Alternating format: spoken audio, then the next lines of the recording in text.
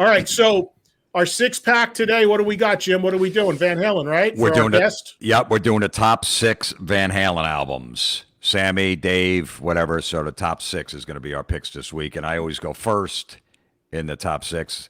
And my number 6 is for Unlawful Carnal Knowledge.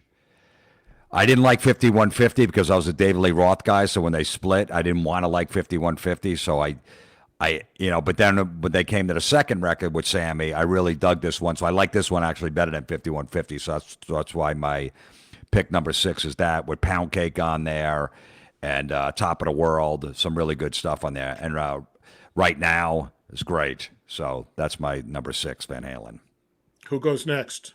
Don. That would be Mr. Jamieson.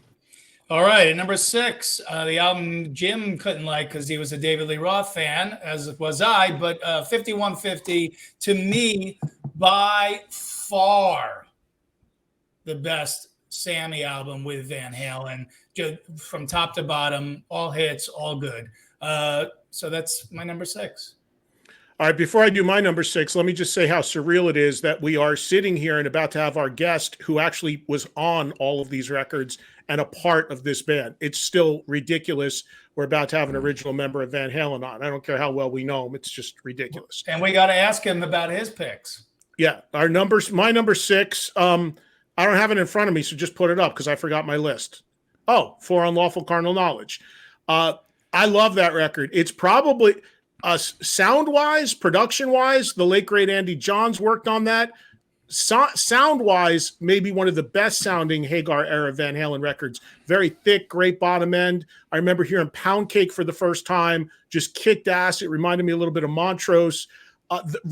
Just really, really great songs on this record, and that's my number 6. All right, my number 5 is album 1984. I like this record. I don't love it. I mean, there's a ton of hits on it, obviously, but it's not one of my favorite Van Halen records, but it is, I mean, it's very solid. But I put it at number 5 because they have so many better records. All right, my number 5 is Van Halen 2.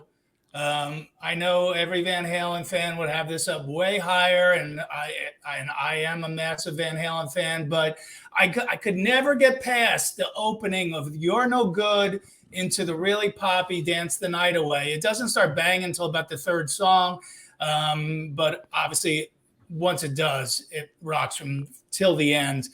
So that's why it's a little lower on my list at number 5.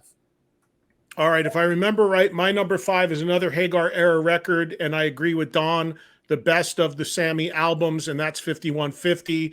I remember hearing Good Enough, the opening track, Sammy just screaming out that "Hello, baby," and just that voice and that roar of the guitar. But I got to be honest, I mean, the first single from this record, Why Can't This Be Love? I mean, it's poppy, but it's a great hooky song. I was a huge Hagar fan before he joined Van Halen, and I was very excited about him coming into the band because at the time he did, I was kind of over Roth's antics at that time. So I was all in on 5150. Love Walks In, insanely great song. The vocal on Dreams is just ridiculous. So 5150 is top to bottom my favorite of that era.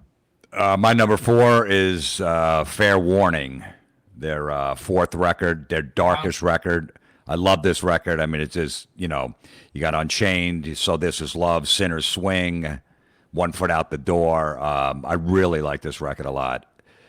Mean Streets opens up with that friggin' riff, and it wasn't like a happy-go-lucky record, with Roth, trying to talk about banging chicks and all that stuff and party songs on here. So that's my number 4, Fair Warning. All right, my number 4 is 1984. Listen, huge hits, but also great deep cuts on this one, including one of the heaviest Van Halen riffs, House of Pain. So that's my number 4.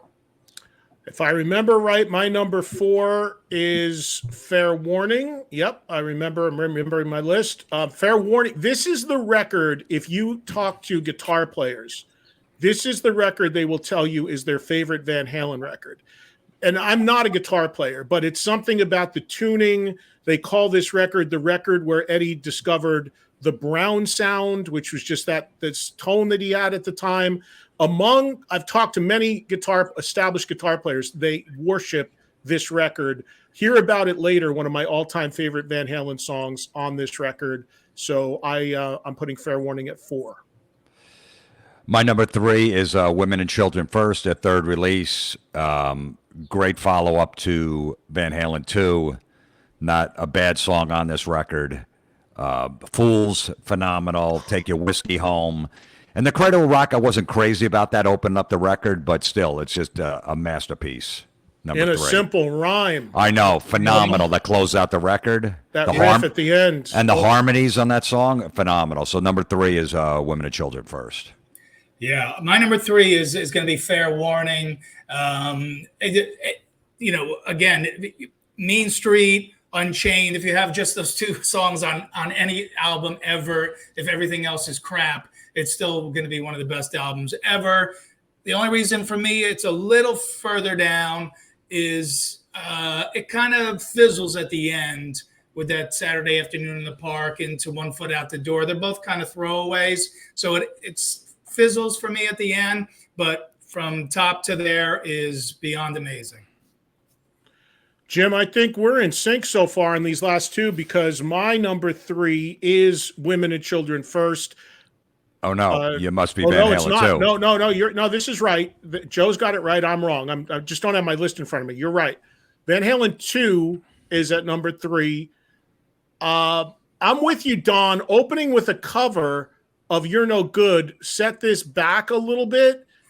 But then again, you got DOA on here and Somebody Get Me a Doctor. And so it makes a big recovery. Although as the time has gone by, I don't hate the cover of You're No Good at all. Oh, so brutal. You don't like it at all. I'm not bothered by it. But yeah, Van Halen 2 is my number 3. My number 2 is Van Halen 2. This is almost my number 1. I love this record. Yes, You're No Good. I don't know why. There's no reason to open the album with that track, but everything else, Out of Love Again, Bottoms Up, DOA, Somebody Get Me a Doctor, Beautiful Girls. Yeah, Dance the Night Away is poppy, but that's okay. Great but yeah, song, though, still. Yeah. Right. And the only reason this isn't my number 1 is because of You're No Good, or would have been my number 1. Hey, Ed, what do you think? Was that you think that was had to be a record company thing, right? I think the connection there, if I'm not mistaken, is Ted Templeman, who produced all these records, was a staff producer for Warner Brothers. And I think that he also produced Linda Ronstadt, and he knew of that song, and he knew the songwriters, and he thought that it would be good for Van Halen to take a swing at it. I believe there's some connection there with Templeman producing. Well, we'll ask Michael when he comes on a little bit. Yeah. Why not ask a guy from Van Halen? That's true. My number 2 will be Women and Children First. Jim, I love the album opening and within the Cradle of Rock. Me too. I always thought he said, "Have you seen Junior's Grave?" When I was in high school. Yeah. But for all the reasons that we've been saying about this album, and plus, I don't know why, I just always love one of the weirdest, funnest songs on any Van Halen album is "Loss of Control." I don't know why. I dig that song. It's just 2 minutes and 30 seconds of complete mayhem. So that's my number 2. Well, we're all all in on Women and Children, and I couldn't agree more. Women and Children First is my second favorite Van Halen record. It is, I think, in some ways very underrated, if there can be such a thing. I think it's the heaviest Van Halen record. Fools is just ridiculously heavy. I love In the Cradle Will Rock. Everybody wants some. The gargantuan riffs and all of that. The In a Simple Rhyme is one of my all-time favorite Van Halen songs. And then that huge chunky riff tacked on to the end, which I was told was the original plan for that was a song, and they were going to open Fair Warning with that riff, and it was going to be bookended, but they ended up abandoning the idea. But there's actually a title for that little riff that was going to be the continuation on the next record. I think it's called The Growth. The Growth, yeah. I'll tell you, the sign of a great record is you remember exactly when you got it. I was in high school. My mom took me to the dentist. I had cavities drilled. I was in pain, and she took me to the record store, and I bought that on 8-track or cassette, and I played it in her Delta Oldsmobile Delta 88, and I felt good immediately. And it feels every time I hear it, I think of that 43 years ago. Brilliant, heavy, super great Van Halen record. All right, my number one is obviously the debut Van Halen record. I was lucky enough as a little kid to see these guys on tour, open for Sabbath at the Garden. I had this album probably a month after it came out. I think it was in March of '78 because they were on the bill and we didn't know who they were. My older brothers were taking me, and there's band Van Halen, so I knew this record going into the concert. I mean, just open it up with Running with the Devil, close with On Fire. There's not a bad song on here. You don't even have to skip any tracks when you listen to this record. The phenomenal debut. There's not, there's nothing can top this as for part of a Van Halen record. Well, I can top it. My number one is A Different Kind of Truth. No, Van Halen 3. Because I love Tattoo.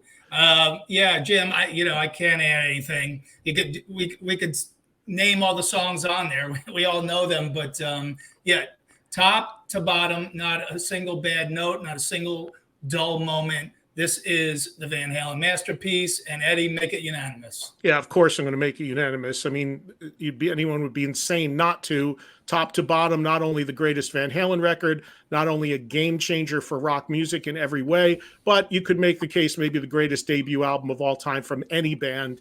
It's that amazing. And this is going to tell you where my head was at in '78 when this came out, being such a Kiss fan.